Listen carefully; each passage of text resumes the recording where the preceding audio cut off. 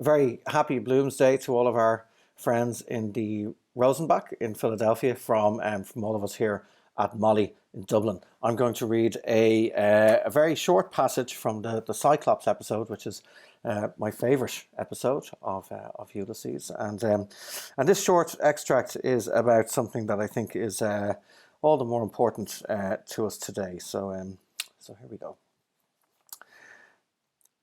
And I belong to a race too, says Bloom, that is hated and persecuted. Also now, this very moment, this very instant. Gobiner burnt his fingers with the butt of his old cigar. Robbed, says he, plundered, insulted, persecuted. Taking what belongs to us by right at this very moment, says he, putting up his fist. Sold off by auction in Morocco like slaves or cattles. Are you talking about the New Jerusalem? Says the citizen. I'm talking about injustice, says Bloom. Right, says John Wise. Stand up to it then, with force like men. That's an almanac picture for you. Mark for a soft-nosed bullet. Old Larty face standing up to the business end of a gun. Gobby the door of the sweeping brush, so he would. If he only had a nurse's apron on him. And then he collapses all of a sudden, twisting around all the opposite, as limp as a wet rag. But it's no use, says he. Force, hatred, history, all that. That's not life for men and women. Insult and hatred. And everybody knows that it's the very opposite of that is really life. What? Says Alf. Love, says Bloom. I mean the opposite of hatred. I must go now, he says to John Wise. Just round to the court a moment to see if Martin's there. If he comes, just say I'll be back in a second. Just a moment. Who's entering you? And off he pops like greased lightning. A new apostle to the Gentiles, says the citizen. Universal love. Well, says John Wise, isn't that what we're told? Love your neighbours. That chap, says the citizen. Begging my neighbours his motto. Love, Moya, sure, he's a nice pattern of a Romeo and Juliet. Love loves to love love. Nurse loves the new chemist. Constable 14A loves Mary Kelly. Gertie McDowell loves the boy that has the bicycle. MB loves a fair gentleman. Leechy Han, lovey up, kissy chap, poo chow. Jumbo the elephant loves Alice the elephant. Oh, Mrs. Verschoyle with the ear trumpet loves Mrs. Verschoyle with the turned in eye. The man in the brown Macintosh loves a lady who is dead. His Majesty the King loves Her Majesty the Queen. Mrs. Norman W. Tupper loves Officer Taylor. You love a certain person, and this person loves that other person, because everybody loves somebody, but God loves everybody. My name is Wesley Stace, and today I'll be reading from chapter 14 of Ulysses, Oxen of the Sun, which begins with a parody or pastiche of Lawrence Sterne.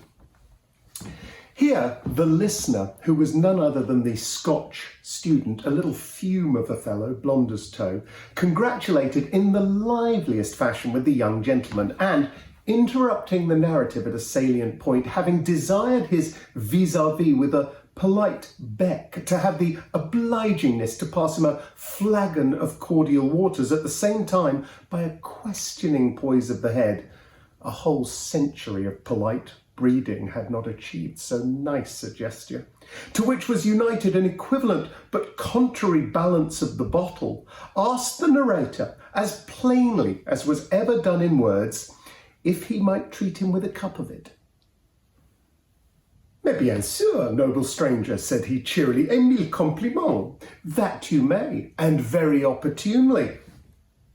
There wanted nothing but this cup to crown my felicity. But, gracious heaven, was I left with but a crust in my wallet and a cupful of water from the well, my God, I would accept of them, and find it in my heart to kneel down upon the ground and give thanks to the powers above for the happiness vouchsafed me by the giver of good things.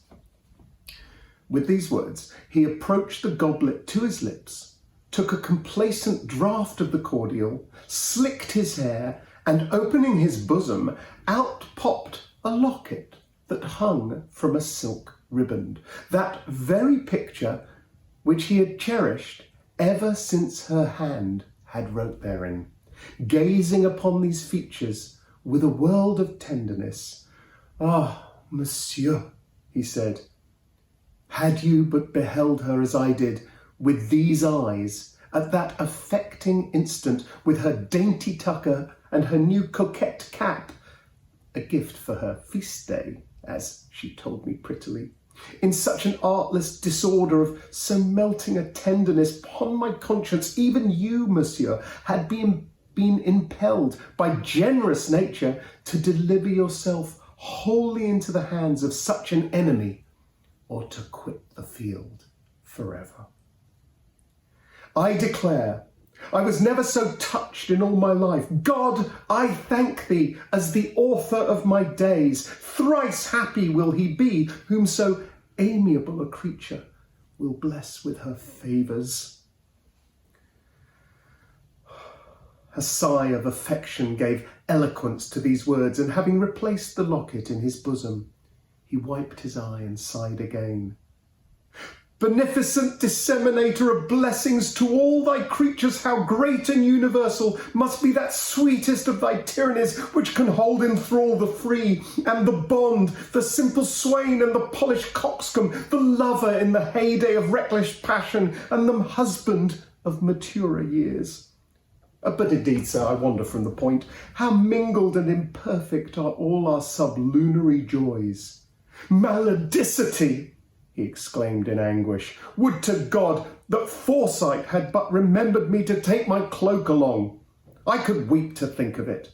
Then, though it had poured 7 showers, we were neither of us a penny the worse. But beshrew me, he cried, clapping his hand to his forehead, tomorrow will be a new day, and 1,000 thunders, I know of a marchand de capote, Monsieur Points, from whom I can have for a livre as snug a cloak of the French fashion as ever kept a lady from wetting. Tut, tut, cries le fécondateur, tripping in. My friend, Monsieur Moore, that most accomplished traveller. I have just cracked a half bottle avec lui in a circle of the best wits of the town. Is my authority that in Cape Horn, ventre biche, they have a rain that will wet through any, even the stoutest cloak. A drenching of that violence, he tells me, sans blague, has sent more than one luckless fellow in good earnest post-haste to another world. A livre, cries Monsieur Lynch. The clumsy things are dear at a sou. One umbrella, it no bigger than a fairy mushroom, is worth 10 such stopgaps. No woman of any wit would wear one. My dear Kitty told me today that she would dance in a deluge before ever she would starve in such an ark of salvation, for, as she reminded me, blushing piquantly and whispering in my ear, though there was none to snap her words but giddy butterflies, Dame Nature, by the divine blessing, has implanted it in our hearts, and it has become a household word that il y a deux choses for which the innocence of our original garb, in other circumstances a breach of the proprieties, is the fittest, nay, the only garment. The first, said she, and here, my pretty philosopher, as I handed her to her tilbury, to fix my attention, gently tipped with her tongue the outer chamber of my ear. The first is a bath. But at this point, a bell tinkling in the hall cut short a discourse which promised so bravely for the enrichment of our store of knowledge. Amid the general vacant hilarity of the assembly, a bell rang, and while all were conjecturing what might be the cause, Miss Callan entered, and having spoken a few words in a low tone to young Mr. Dixon, retired with a profound bow to the company. The presence, even for a moment among a party of debauchees, of a woman, endued with every quality of modesty and not less severe than beautiful, refrained the humorous sallies even of the most licentious, but her departure was the signal for an outbreak of ribaldry. Strike me silly, said Costello, a low fellow who was fuddled. A monstrous fine bit of cow flesh. I'll be sworn she has rendezvoused you. What, you dog? Have you a way with them? Gads, bud! Immensely so, said Mr. Lynch. The bedside manner it is that they use in the mater hospice. Damn, does not Dr. O'Gargle chuck the nuns there under the chin? As I look to be saved, I had it from my Kitty, who has been ward maid there any time these 7 months. Lawks a mercy, doctor, cried the young blood in the primrose vest, feigning a womanish simper and with immodest squirmings of his body. How you do tease a body! Damn the man! Bless me, I'm all of a wibbly-wobbly. Why, you're as bad as dear little Father Catechism, that you are. May this pot of 4/2 choke me, cried Costello, if she ain't in the family way. I knows a lady what's got a white swelling quick as I clap eyes on her. The young surgeon, however, rose and begged the company to excuse his retreat, as the nurse had just then informed him that he was needed in the ward. Merciful Providence had been pleased to put a period to the sufferings of the lady who was enceinte, which she had borne with a laudable fortitude, and she had given birth to a bouncing boy.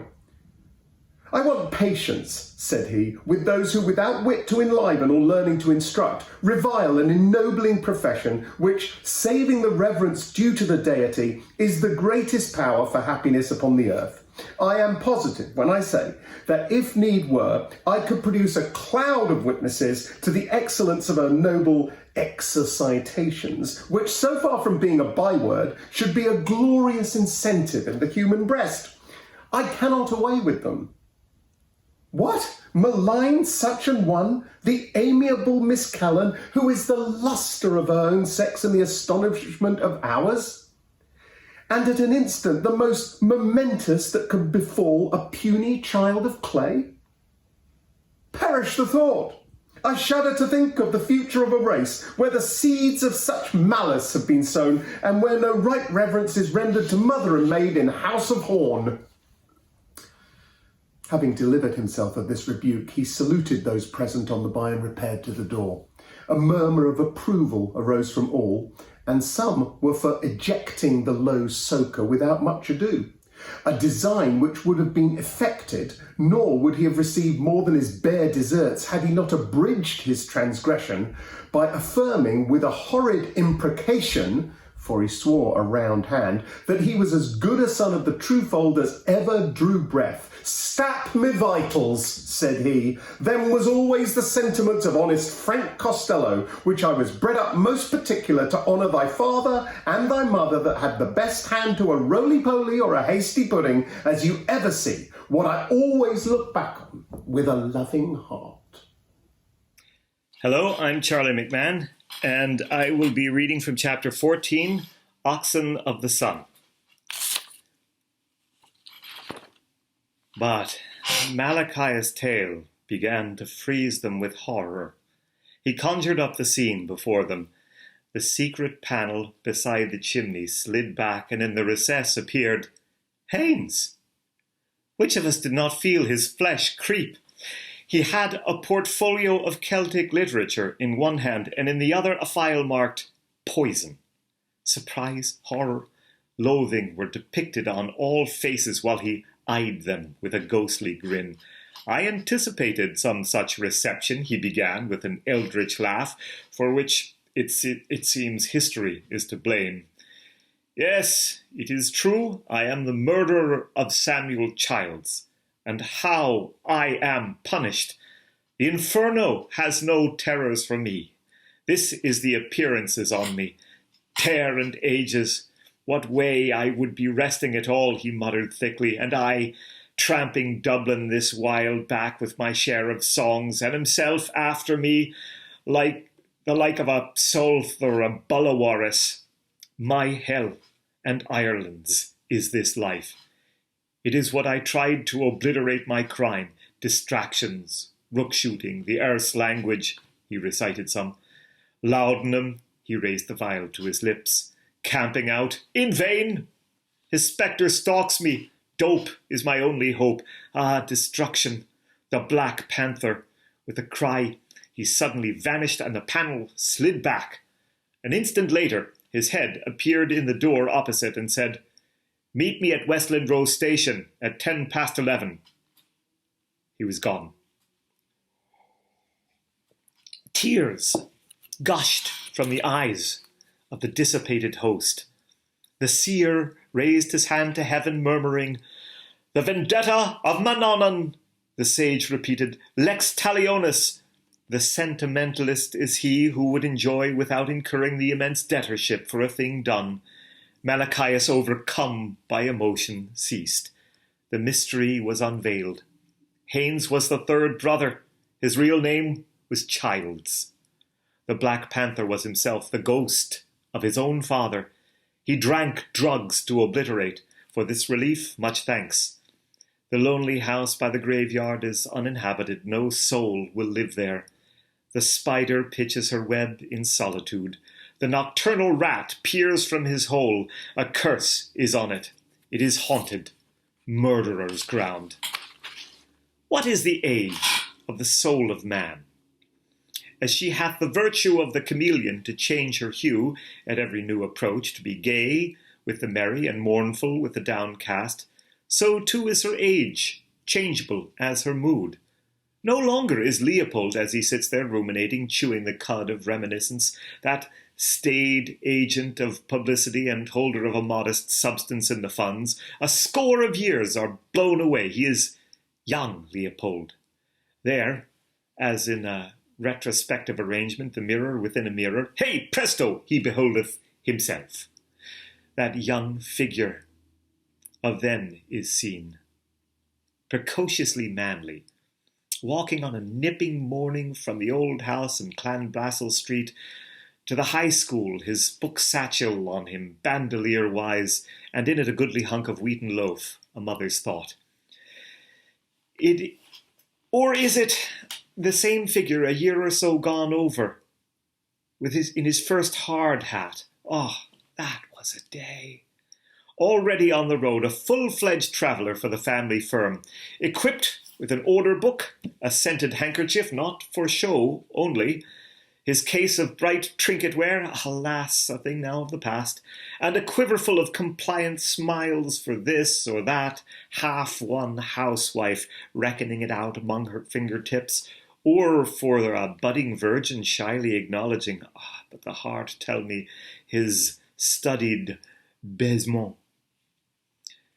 The scent, the smile, but more than these, the dark eyes and oleaginous address brought home at duskfall many a commission to the head of the firm, seated with Jacob's pipe after like labours in the paternal angle, a meal of noodles, you may be sure, is a heating, reading through round horn spectacles some paper from the Europe of a month before. But hey, presto, the mirror is breathed on, and the young knight-errant recedes, shrivels, dwindles to a tiny speck within the mist. Now is he himself paternal, and these about him might be his sons, who can say? The wise father knows his own child. He thinks of a drizzling night in Hatch Street, hard by the bonded stores, there the first. Together, she a poor waif, a child of shame, yours and mine, and of all, for a bare shilling, and her luck penny. Together they hear the heavy tread of the watch as two rain-capped shadows pass the new Royal University. Bridie Kelly. He will never forget the name, ever remember the night, first night, bride night. They are entwined in nethermost darkness, the willer and the willed, and in an instant, fiat! Light shall flood the world. Did heart leap to heart? Nay, fair reader. In a breath 'twas done, but hold, back, it must not be. In terror the poor girl flees away into the murk. She is the bride of darkness, a daughter of night. She dare not bear the sunny golden babe of day. No, Leopold, name and memory solace thee not. That youthful illusion of thy strength was taken from thee, and in vain. No son of thy loins is by thee. There is none now to be for Leopold what Leopold was for Rudolph. The voices blend and fuse in clouded silence, silence that is the infinite of space. and swiftly, silently, the soul is wafted over regions of cycles of generations that have lived, a region where grey twilight ever descends, never falls on wide sage-green pasture fields, shedding her dusk, scattering a perennial dew of stars. She follows her mother with ungainly steps, a mare leading her filly foal. Twilight phantoms are they, yet moulded in prophetic grace of structure, slim, shapely haunches, a supple, tendinous neck, a meek, apprehensive skull. They fade, sad phantoms, all is gone. Agendath is a wasteland, a home of screech owls and the sand-blind Upapa. Netem, the golden, is no more, and on the highway of the clouds they come, muttering thunder of rebellion and ghosts of beasts. Huh! Hark! Huh! Parallax stalks behind and goads them, the lacinating lightnings of whose brow are scorpions, elk and yak, the bulls of Bashan and of Babylon, mammoth and mastodon come trooping to the sunken sea, lacus mortis, ominous, revengeful, zodiacal host. They moan, passing upon the clouds, horned and capricorned, the trumpeted with the tusked, the lion-maned, the giant-antlered, snouter and crawler, rodent, ruminant, and pachyderm, all their moving, moaning multitude, murderers of the sun. Onward to the Dead Sea they tramp to drink, unslaked, and with horrible gulpings the salt, somnolent, inexhaustible flood. And the equine portent grows again, magnified in the deserted heavens, nay, to heaven's own magnitude, till it looms vast over the house of Virgo. And lo, wonder of metempsychosis, it is she, the everlasting bride, harbinger of the day star, the bride ever virgin. It is she, Martha, thou lost one, Millicent, the young, the dear, the radiant. How serene does she now arise, a queen among the Pleiades, and in the penultimate Antilucan hour, shod in sandals of bright gold, coiffed with a veil of, gossamer. It floats, it flows about her star-born flesh, and loose it streams, emerald, sapphire, mauve, and heliotrope, sustained on currents of the cold, interstellar wind, winding, coiling, simply swirling, writhing in the skies, a mysterious writing, till after a myriad metamorphoses of symbol it blazes, Alpha, a ruby and triangled sign upon the forehead of Taurus. Happy Bloomsday from the Rosenbach. Hi, Rosenbach friends and family. We're delighted that you were able to join us today for our virtual Bloomsday 2020. Through your dedication and support, we are able to offer free events and programs. If you haven't already done so, please consider giving a gift and help us continue the wonderful tradition that is Bloomsday at the Rosenbach. Thank you. I'm Katherine McSharry, Deputy Director of the National Library of Ireland. It's my great pleasure to send Bloomsday greetings to all of our friends at the Rosenbach from all of us here in Dublin. It's a particular pleasure to do so on behalf of the library, where James Joyce was such a regular reader and well-known figure more than 100 years ago. He may even have spent some time at the National Library on the 16th of June 1904. I'll be reading a passage from Oxen of the Sun, the 14th episode of Ulysses. All off for a buster, Armstrong, hollering down the street. Bona fides. Where you slept last night? Timothy of the battered naggin, like old Billy-O. Any brollies or gumshoes in the family? Where the Henry Neville sawbones and old Clo? Sarah one of me knows. Hurrah there, Dix. Forward to the ribbon counter. Where's Punch? All serene. Jay, look at the drunken minister coming out of the maternity hospital. Benedicat vos omnipotens Deus pater et filius. Make, mister. The Denzil Lane boys. Hell blast ye. Scoot. Right-o, Isaacs. Shove 'em out of the bleeding limelight.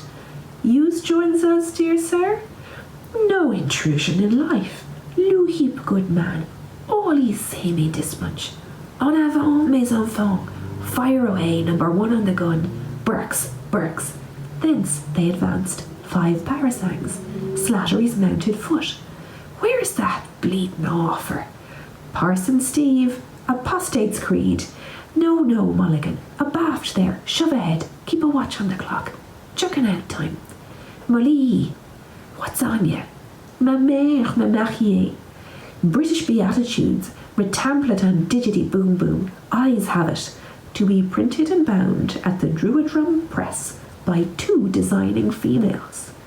Calf covers of Pisidon Green, last word in art shades, most beautiful book come out of Ireland my time. Silentium, get a spurt on. Tension. Proceed to nearest canteen, and there, annex, liquor stores. March. Tramp, tramp, tramp. The boys are attitudes, parching. Beer, beef, business, Bibles, bulldogs, battleships, buggery, and bishops. Whether on the scaffold high, beer, beef, trample the Bibles. When for Ireland dear, trample the tramplers, thunderation, keep the derned military step we fall, bishop's booze box. Halt! Heave to, rugger, scrum in, no touch kicking. Wow, my tootsies, you hurt? Most amazingly sorry. Query, who's a standing this here do? Proud possessor of damn all. Declare misery, bet to the ropes, me nanty salty, not a red at me this week gone. Yours? Mead of our fathers for the Ubermensch. Ditto. 5 number 1s. You, sir? Ginger cordial. Chase me, the cabbie's caudal. Stimulate the caloric, winding of his ticker. Stopped, short, never to go again. When the old absinthe for me, savvy? Caramba! Have an eggnog or a prairie oyster. Enemy? Avuncular's got my timepiece. Tenta. Obligated awful. Don't mention it. Got a pectoral trauma, eh, Dix? Pa's fact. Got bet be a bumblebee. Whenever he was settin' sleeping in his bit garden. Diggs. Up near the batter. Buckled he is. Know his donut? Yup. Certain I do. Full of a jure. See her in her dishibili. Peels off. A credit. Lovey Lovekin. None of your lean kind. Not much. Pull down the blind, love. 2 ortolans. Same here. Looks slippery. If you fall, don't wait to get up. 5, 7, 9. Fine. Got a prime pair of mince pies. No kid. And her take me to rest and her anchor of rum. Must be seen to be believed. Your starving eyes and all be plastered neck. You stole my heart, oh glue pot. Sir? Spud again the room it is. All poppycock, you'll excuse me saying, for the hoi polloi. I vear the beast a geert fool. Well, Doc, back from Lapland? Your corporosity satiating okay? How's the squaws and papooses? Woman body after going on the straw? Stand and deliver. Password, there's hair. Ours the white death and the ruddy birth. Hi, spit in your own eye, boss. Mummer's wire, creeped out of Meredith. Jessified, orchidized, polysemical Jesuit. Anti-mimes writing package. Baddie bad Stephen, led astray, goody good, Malachi. Happy Bloomsday.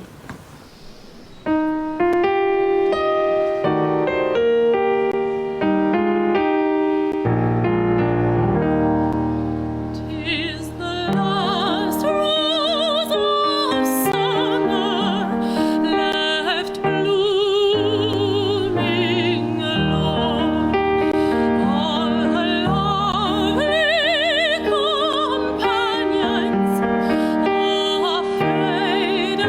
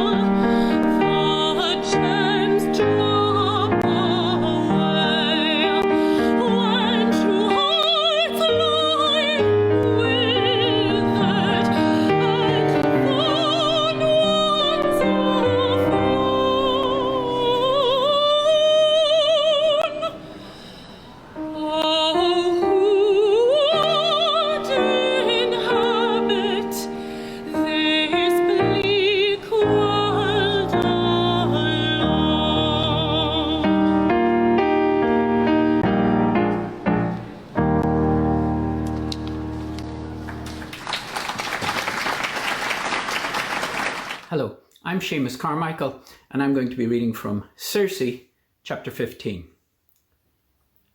Bloom. I stand for the reform of municipal morals and the plain 10 commandments, new worlds for old, union of all, Jew, Muslim and Gentile. 3 acres and a cow for all children of nature. Saloon motor hearses. Compulsory manual labour for all parks open to the public day and night. Electric dish scrubbers. Tuberculosis, lunacy, war and mendicancy must now cease. General amnesty. Weekly carnival with masked licence. Bonuses for all. Esperanto, the universal brotherhood. No more patriotism of bar spongers and dropsicle impostors. Free money, free love, and a free lay church in a free lay state. O'Madden Burke, free fox in a free hen roost. Davy Byrne, yawning. Bloom, mixed races and mixed marriage. Lenihan, what about mixed bathing? Bloom explains to those near him his schemes for social regeneration. All agree with him. The keeper of the Kildare Street Museum appears, dragging a lorry on which are the shaking statues of several naked goddesses. Venus Callipyge, Venus Pandemus, Venus Metempsychosis, and plaster figures, also naked, representing the new 9 muses: commerce, operatic music, amour, publicity, manufacture, liberty of speech, plural voting, gastronomy, private hygiene, seaside concert entertainment, painless obstetrics, and astronomy for the people. Father Farley. He is an Episcopalian, an agnostic, an anything Arian, seeking to overthrow our holy faith. Mrs. Reardon tears up her will. I'm disappointed in you, you bad man. Mother Grogan removes her boot to throw it at Bloom. You beast, you abominable person. Nosy Flynn. Give us a tune, Bloom. One of the old sweet songs. Bloom, with rollicking humour. I vowed I never would leave her. She turned out a cruel deceiver. With my turalum, turalum, turalum, turalum. Hoppy Holohan. Ah, good old Bloom. There's nobody like him after all. Paddy Lenihan. Stage Irishman. Bloom. What? Railway opera is like a tram line in Gibraltar. The Rose of Castile. Laughter. Lenihan. Plagiarist. Down with Bloom. The veiled Sybil, enthusiastically. I'm a Bloomite and I glory in it. I believe in him in spite of all. I'd give my life for him, the funniest man on earth. Bloom winks at the bystanders. I bet she's a bonny lassie. Theodore Purefoy, in fishing cap and oilskin jacket. He employs a mechanical device to frustrate the sacred ends of nature. The veiled Sybil stabs herself. My hero god! She dies. Many most attractive and enthusiastic women also commit suicide by stabbing, drowning, drinking prussic acid, aconite, arsenic, opening their veins, refusing food, casting themselves under steamrollers, from the tops of Nelson's Pillar into the great vat of Guinness's brewery, asphyxiating themselves by placing their heads in gas ovens, hanging themselves in stylish garters, leaping from windows of different stories. Alexander J. Dowie, violently. Fellow Christians and anti-Bloomites, the man called Bloom is from the roots of hell, a disgrace to Christian man, a fiendish libertine from his earliest years, the stinking goat of Mendes, give precocious signs of infantile debauchery, recalling the cities of the plain with a desolate grandam. This vile hypocrite, bronzed with infamy, is the white bull mentioned in the Apocalypse, a worshipper of the Scarlet Woman. Intrigue is the very breath of his nostrils. The stake faggots and the cauldrons of boiling oil are for him. Caliban! The mob. Lynch him! Roast him! He's as bad as Parnell was, Mr. Fox! Mother Grogan throws her boot at Bloom. Several shopkeepers from Upper and Lower Dorset Street throw objects of little or no commercial value, ham bones, condensed milk tins, unsaleable cabbage, stale bread, sheep's tails, and odd pieces of fat. Bloom, excitedly. This is midsummer madness, some ghastly joke again. By heavens, I am guiltless as the unsunned snow. It was my brother Henry. He is my double. He lives in number 2 Dolphin's Barn. Slander! The viper has wrongfully accused me. Fellow countrymen, scal inna ban bata kostjagan kapel. I call on my old friend, Dr. Malachi Mulligan, sex specialist, to give medical testimony on my behalf. Dr. Mulligan, in motor jerkin, green motor goggles on his brow. Dr. Bloom is bisexually abnormal. He has recently escaped from Dr. Eustace's private asylum for demented gentlemen. Born out of wedlock, hereditary epilepsy is present, the consequence of unbridled lust. Traces of elephantiasis have been discovered among his ascendants. There are marked symptoms of chronic exhibitionism. Ambidexterity is also latent. He is prematurely bald from self-abuse, perversely idealistic in consequence, a reformed rake, and has metal teeth. In consequence of a family complex, he has temporarily lost his memory, and I believe him to be more sinned against than sinning. I have made a pervaginal examination, and after the application of the acid test to 5,427 anal, axillary, pectoral, and pubic hairs, I declare him to be Virgo intacta. Bloom holds his high-grade hat over his genital organs. Dr. Madden. Hypsospadia is also marked. In the interest of coming generations, I suggest that the parts affected should be preserved in spirits of wine in the National Teratological Museum. Dr. Crothers. I have examined the patient's urine. It is albuminoid. Salivation is insufficient. The patellar reflex intermittent. Dr. Punch Costello. The fetor judaicus is most perceptible. Dr. Dixon reads a bill of health. Professor Bloom is a finished example of the new womanly man. His moral nature is simple and lovable. Many have found him a dear man, a dear person.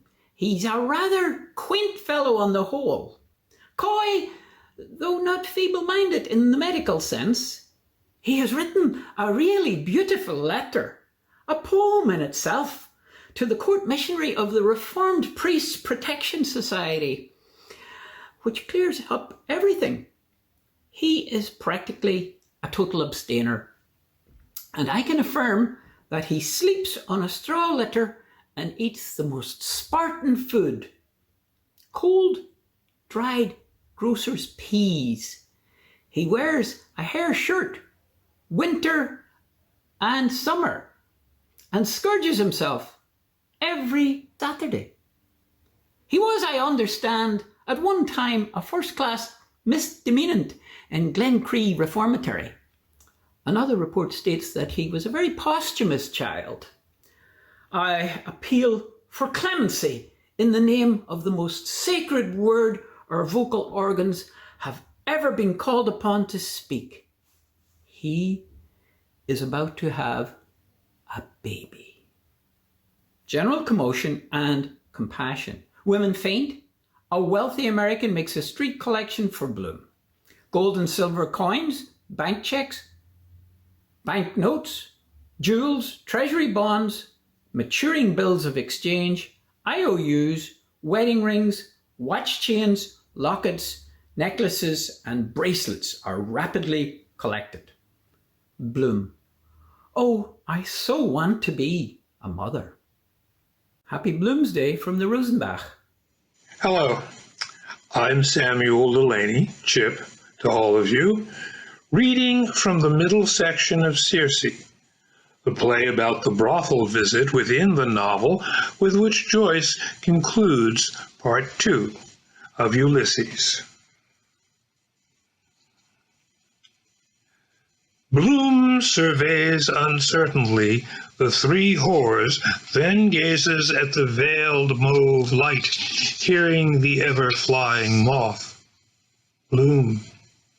I wanted then to have now concluded, night dress was never, hence this, but tomorrow is a new day will be, past was is today, what now is will then morrow as now was be past yester. Virag prompts in a pig's whisper, insects of the day spend their brief existence in reiterated coition, lured by the smell of the inferiorly pulchritudinous female possessing extendified pudental nerve in dorsal region. Pretty Paul. His yellow parrot beak gabbles nasally. They had a proverb in the Carpathians in or about the year 5,550 of our era, 1 tablespoon of honey will attract friend Bruin more than 6 barrels of first-choice malt vinegar. Bears buzz, brother bees, but of this apart. At another time we may resume. We were very pleased, we others. He coughs, and bending his brow, rubs his nose thoughtfully with a scooping hand. You shall find that these night insects follow the light. An illusion for remember their complex unjustable eye. For all these knotty points, see the 7th book of my Fundamentals of Sexology, or the love passion which Dr. L.B. says is the book sensation of the year. So example, there are again those movements are automatic, perceive. That is the appropriate sun, night bird, night sun, night town. Chase me, Charlie. He blows into Bloom's ear. Buzz. Bloom. Me or blue bottles, 2 other day butting shadow on wall, dazed self, then me, wandered days down, shirt, good job, I. Virag. His face impassive, laughs in a rich, feminine key. Splendid! Spanish fly in his fly, or mustard plaster on his dribble. He gobbles gluttonously with turkey wattles. Bubbly jock, where are we? Open sesame, cometh forth. He unrolls his parchment rapidly and reads, his glowworm's nose running backwards over the letters which he claws. Stay, good friend, I bring thee thy answer. Red Bank oysters will shortly be upon us. I'm the best of cooks. Those succulent bivalves may help us, and the truffles of Perigord, tubers dislodged through Mr. Omnivorous Poker, were unsurpassed in cases of nervous debility or variegitis. Though they stink, yet they sting. He wags his head with cackling raillery. Jocular? With my eyeglass in my ocular? He sneezes. Amen. Bloom, absently. Ocularly, woman's bivalve case is worse. Always open sesame. The cloven sex. Why they fear vermin creeping things, yet Eve and the serpent contradict. Not a historical fact, obvious analogy to my idea. Serpents, too, are gluttonous for women's milk, wind their way through miles of omnivorous forest to suck succulent her breast dry, like the bubbly jocular Roman matrons one reads about in Elephantalasius. Verag. His mouth projected in hard wrinkles, eyes stonily forlornly closed, psalms in outlandish monotone. That the cows, with their those distended utters, that they have been the known. Bloom. I am going to scream. I beg your pardon. So. He repeats, spontaneously to seek out the in lair in order to entrust their teats to his avid suction, the milk aphis profoundly. Instinct rules the world in life, in death. Verag.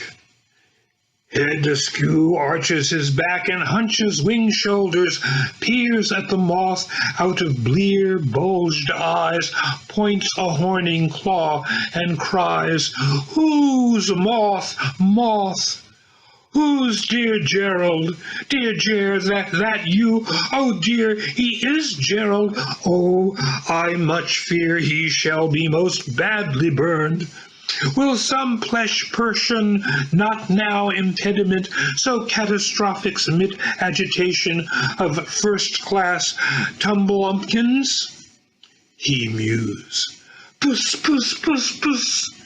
He sighs, draws back, and stares sideways down with dropping underjaw. Well, well, he doth rest anon. He snaps his jaw suddenly on the air. The moth. I am a tiny, tiny thing, ever flying in the spring. Round and round, a ring. Long ago I was a king. Now I do this kind of thing. On the wing, bing. He rushes against the mauve shade, flapping noisily. Pretty petticoats. From the upper left entrance, with 2 gliding steps, Henry Flower comes forward to left front center. He wears a dark mantle and drooping plumed sombrero. He carries a silver-stringed inlaid dulcimer and a long-stemmed bamboo Jacob's pipe, its clay ball fashioned as a female head. He wears dark velvet hose and silver-buckled pumps. He has the romantic savior's face with flowing locks, thin beard, and mustache. His spindle legs and sparrow feet are those of the tenor Mario, Prince of Candia. He settles down his gophered ruffs and moistens his lip with a passage of his amorous tongue. Henry, in a low, dulcet voice, touching the strings of his guitar. There is a flower that bloometh. Verag's truculent, his jowl set, stares at the lamp. Grave Bloom regards Zoe's neck. Henry's gallant turns with pendant dewlap to the piano. Stephen, to himself, play with your eyes shut. Imitate Pa, filling my belly with husks of swine. Too much of this, I will arise and go to my... Except this is the... Steve, thou art a perilous way. Must visit old DC or telegraph. Our interview of this morning has left me on a deep impression through our ages. Will write fully tomorrow. Am partially drunk, by the way. He touches the keys again. Minor chords come now. Yes, not much, however. Aldedano Attifoni holds out a baton roll of music with vigorous mustache work. Artifoni. Si rifletta, lei rovina tutto. Flori. Sing us something. Love's old sweet song. Stephen, no voice.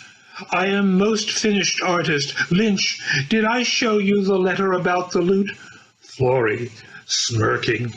The bird can sing and won't sing. The Siamese twins, Philip drunk and Philip sober, two Oxford dons with lawn mowers, appear in the window embrasure.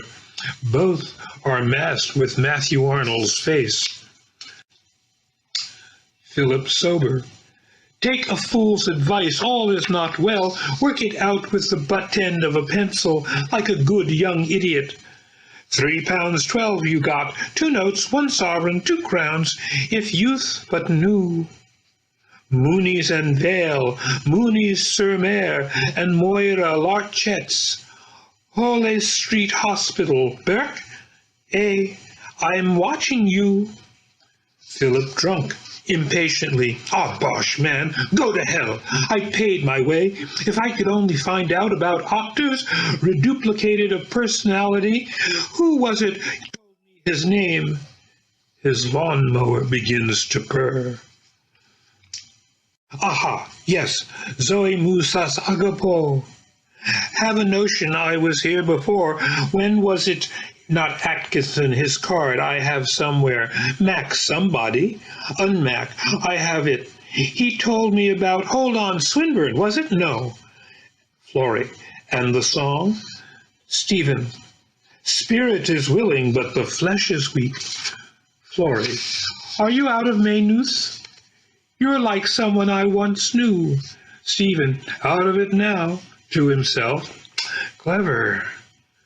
Philip drunk and Philip sober, their lawn-mowers purring with a rigadoon of grass helms. Clever ever, out of it. By the by, have you the book, the thing, the ash plant? Yes, there it is. Cleverer out of it now. Keep in condition. Do like us.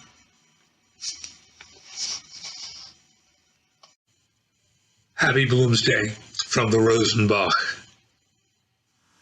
Bloomsday 2020 is made possible through a generous grant from the Consulate General of Ireland's Immigrant Support Program. This project is also supported through the Pennsylvania Humanities Council, the federal state partner of the National Endowment for the Humanities. Special thanks to Lenny Steiner and Perry Lerner, and to the South Jersey Celtic Society. Thank you so much for supporting Bloomsday 2020.